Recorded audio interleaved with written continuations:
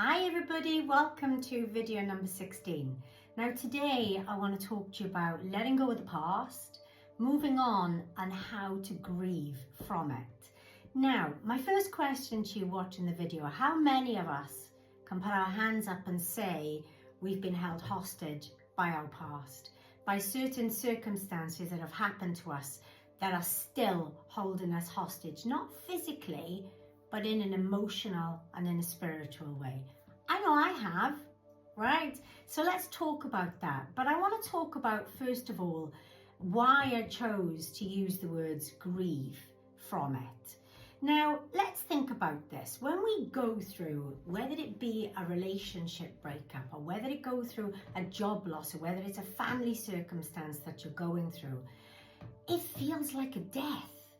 And all of a sudden, I find myself in the situation where I've got all these emotions and I don't know what to do with them. Well, it's those emotions, not knowing what to do with them, that sometimes can keep us in that place of grief. Because grieving is a healthy process of a breakup of whatever the circumstances may be. Now, sometimes, we hold on to these things because nothing better has come along to take away those sad memories and replace them with good ones. Well, that's easier said than done, right? But a lot of the time, one of the biggest frustrations I think that we feel is people say to us at the time, get over it, move on, without realizing that you're actually grieving. And it is a healthy process of moving on.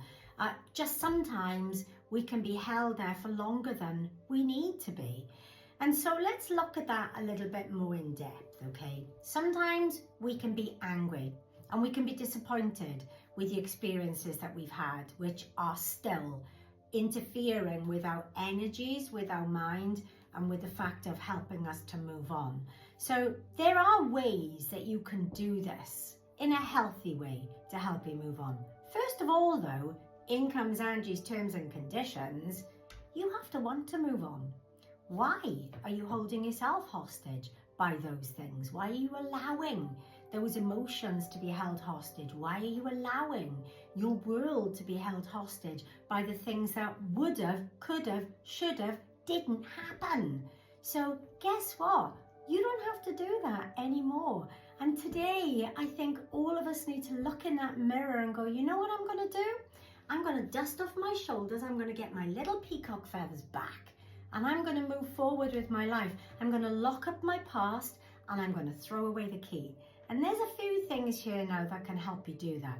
And you know how I always love to talk about how spiritually and emotionally they all connect. They connect with the natural world, with what's happened in the supernatural world. So the first thing I want to talk to you about is malachite.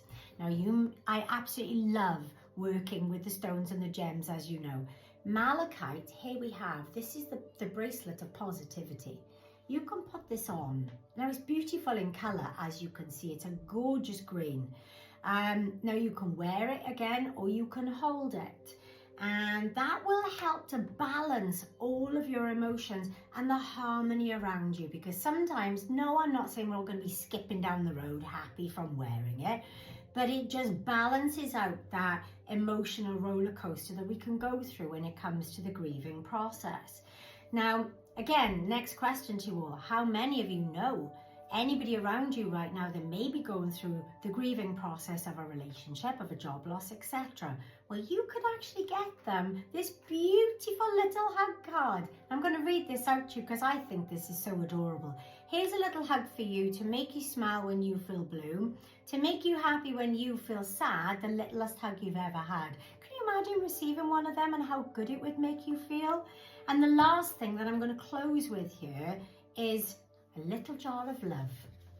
Now what this is, rose quartz. Now for those of you who are familiar with crystals and gemstones and tumblestones, you'll know that rose quartz is designed to help with the healing of the heart. But I like to talk about this today because we have to find that self-love again. when we come to go through the healing process, sometimes we put a lot of blame on ourselves, that we've put ourselves in those circumstances. Well, no, you're not responsible for other people's decisions and other people's actions. So what you can do is get that self-love back and know that whatever process I'm going through, I'm not responsible. I may have played a part in that, but I'm not responsible for that. But I am responsible for taking care of me. And that's what the little jar of love will do. And one of the reasons why I've ended on the little jar of love today, because the next video is going to be all about love. So keep your eyes tuned for that. Now, all these little items, you can find them all on www.criswick.co.uk. And just remember something. It's okay to cry. It's okay to be angry and disappointed when it comes to the grieving process. But to finish it, just remember to always be kind to yourself, because by being kind to you, it will help your soul. And by your soul being healthy, you get to move on with a bigger smile on your face and excited about what the future brings for you. I hope you found this helpful. All I can ask again is share it, because there's going to be somebody around you that is in the midst of that grieving process. You can help them by sharing this. And I'll see you all on the next one.